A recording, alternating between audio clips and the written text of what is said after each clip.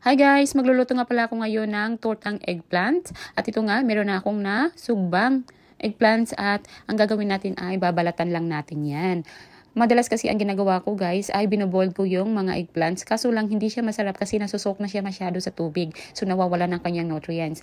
At meron na akong ready mix na 2 eggs, bell pepper, soy sauce at kunting salt. Nilagyan ko rin siya ng kunting seasoning pampalasa guys. So ito ay babalatan na natin guys at isa-isahin natin. Dahil nga sugba siya, ang sarap ng kanyang yung kanyang aroma. Alam niyo yung grilled na talong kasi mabango siya guys. Kaya naman at this time ay ginawa ko siyang grilled na talong at saka ko siya isusok dyan sa ating ready mix na eggs at yung kanyang ibang ingredients. So yun po ay ito po ay request ng aking asawa. First time yung natikman ito nung nasa Pilipinas pa kami, nung nasa Davao kami.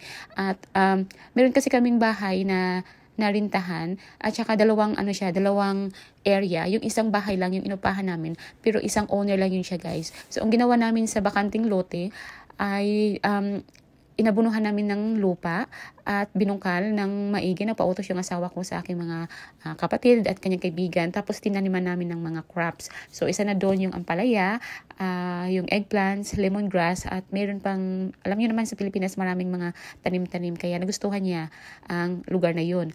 At saka dahil nga may mga bunga yung mga eggplants na tinanim namin, nilutuan ko siya one time guys. Siyempre masarap kasi fresh na fresh pa yung mga eggplants kasi galing siya sa kanyang sariling plants talaga. Fresh harvest. Kaya ayun, gustong-gusto na niya. So ito na nga guys, natapos na nating balatan at nasok na natin siya sa sa ating egg mix, no? With the mix. So, kailangan na natin siyang i-fry. So, naglagay lang ako ng butter.